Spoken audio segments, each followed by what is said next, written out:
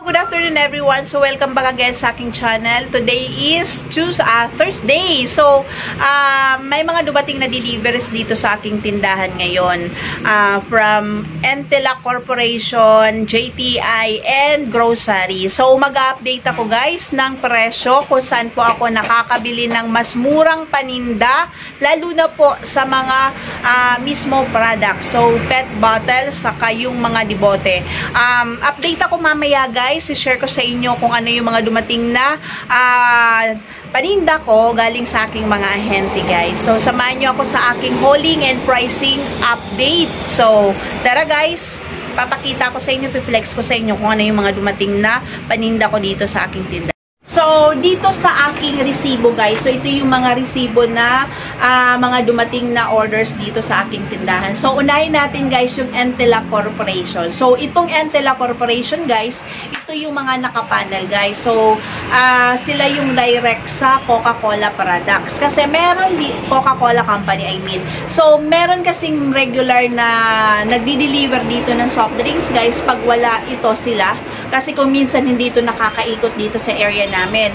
So, dito, meron regular na sub-dealer akong nagsusupply ng soft drinks sa akin. Pero mas mahal sa kanila compare dito sa Entela Corporation. So, update ako guys, sa Coke kasali sa kanila ay 262 lang.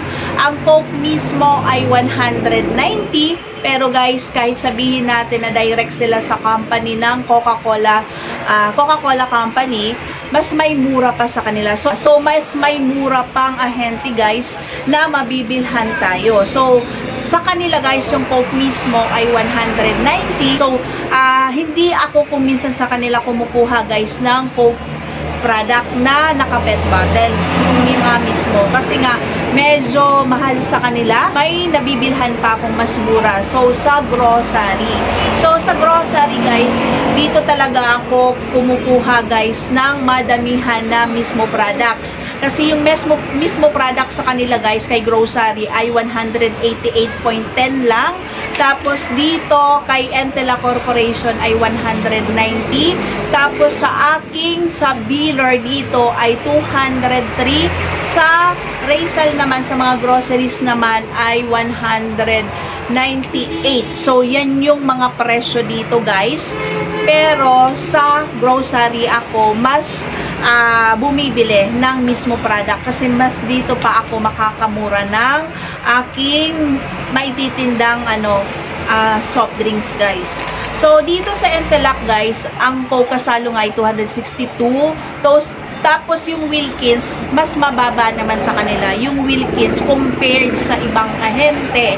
Kasi sa kanila guys ay 240 lang yung isang case, 7 liters na may tatlong galon na 7 liters na distilled water guys, 240 lang sa kanila. Tapos ang Coke 1.5 sa kanila guys ay 58 lang. Kaya sa kanila ako nag-order guys. So next week magdi-deliver sila sa akin ng mga 1.5 Coke, Sprite Royal, restocks ko na yon para sa darating na holidays guys. So ito ay sinishare ko sa inyo kasi ito yung isa sa mabentang soft drinks dito sa aking tindahan pagsapit ng holidays guys, yung 1.5. So nagra-restocks talaga ako nito, malayo pa lang nagra-restocks na ako kasi pagdating ng holidays ayoko na nauubusan ako guys ng 1.5 kasi ito yung pinaka mabenta pagdating ng holiday. So ito yung update ko ngayon sa aking soft drinks. Ang binayaran ko guys ay 1,302. Tapos yung sa bote ng kasalo guys, update din ako sa inyo. Mahigpit na talaga ako guys sa bote ng kasalo. Dati, pumapayag ako ng deposit. So, pagbibili sila, pag walang bote, magdi-deposit ako. Pero ngayon guys, talagang mahigpit na talaga dito. So, hindi ako makakabili sa kanila ng kasalo Coke guys na paninda ko pag wala akong spare. Kasi hindi na sila nagpapadeposit talaga. So, ang gagawin ko ngayon, pag walang bote, nadala, nabibili dito sa aking tinda, ay hindi ako magbebenta sa kanila. So, sorry na lang talaga kasi sa aking mga customers. So, yun na ang rules ko dito pagdating sa bote. Pagdating sa bote guys, mahigpit na talaga ako. Wala nang deposit, makakabili lang dito sa aking tindahan pag may spare silang dala. Pero kung gusto talagang bumili sila, isisalin sa plastic para makabili sila ng soft drinks dito sa akin. Guys, sa mga maliliit guys, mahigpit na rin ako. So, hindi na rin talaga ako nagpapa-deposit or sasabihin nila sa akin na ibabalik. So, bawal na sa akin yung mga ganun guys. Kasi wala nang balikan talaga. Tapos sa JTI naman guys, yung binaba nila sa akin na sigarilyo, 4,980 lang. Tapos yung binayaran ko ay 5,292. Tapos dito tayo sa ito. So, dumating ngayon guys yung order ko kay grocery na worth of 10,521. So, nagkaroon ako dito guys ng rebates na pumasok sa Grow Points ko na nagkakahalaga guys ng 100. So, yan.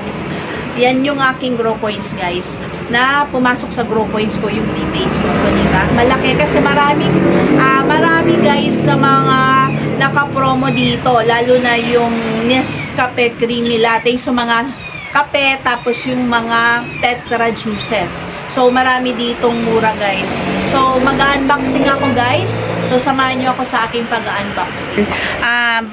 5 case na mismo Coke, 1 case lang na mismo Sprite, saka 2 case na Mountain Dew na pet bottles. Tapos, itong plus Big 250, saka Big 250 na mango flavor, apple, saka orange yan guys. Tigda 2 box lang yan. Tapos 2 case na Sito Solo. So, update ako sa presyo nito guys. Ito ay sa aking nabilhan guys ay 198 lang to guys. Tapos, yung plus ay 85. Yung Big 250 guys na mango flavor ay 100. Tapos, yung Big 250 na apple guys ay 91. Tapos, yung mismo Coke saka Sprite ay 188.10. Tapos, yung Mountain Dew guys ay 195. So, yan yung presyo kay grocery guys. Kasi ito ay galing kay grocery. Mas bababa kay grocery itong mismo saka itong mga tetra juices na nakabox guys saka Sito Solo.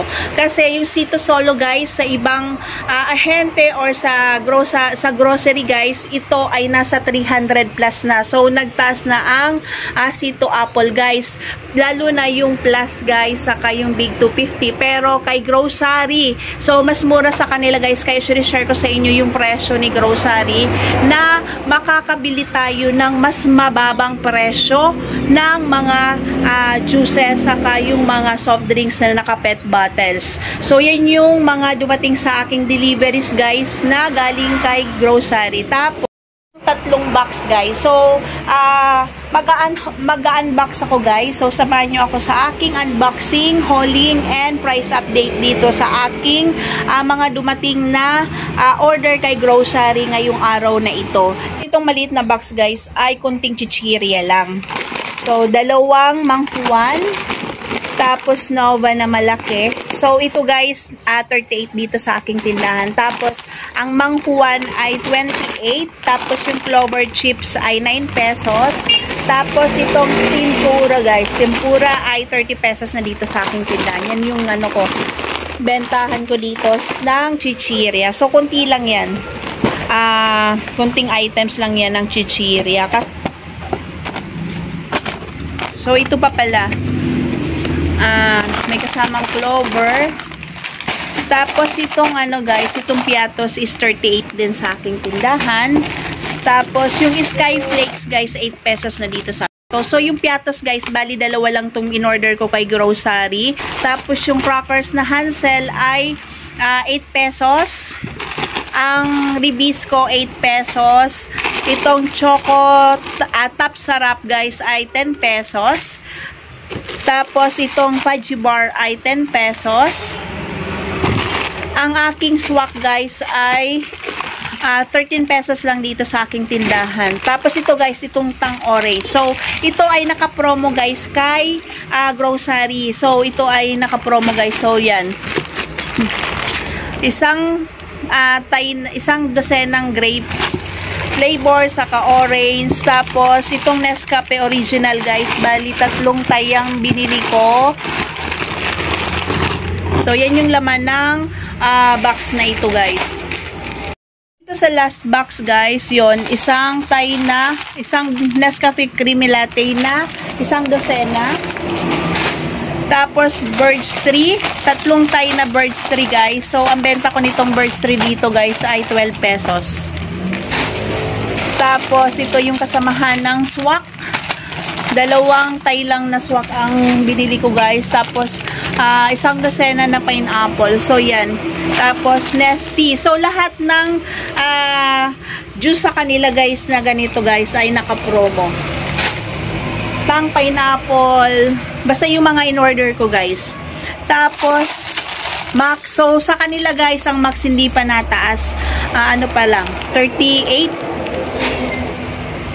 Tapos, ito, Sito na 355 ml. So, ang benta ko nito dito guys ay 30 pesos. Tapos, ito, mga inumin na. Mojito. 135 ang mojito dito sa akin guys. Tapos, itong gin bilog ay 70 pesos. Ang Emperador Light ay 185. Tapos, yung Alfonso Litro ay 300 dito sa aking tindahan. So, ito lang yung aking dumating na order guys kay grocery na worth of 10,521. So, yan.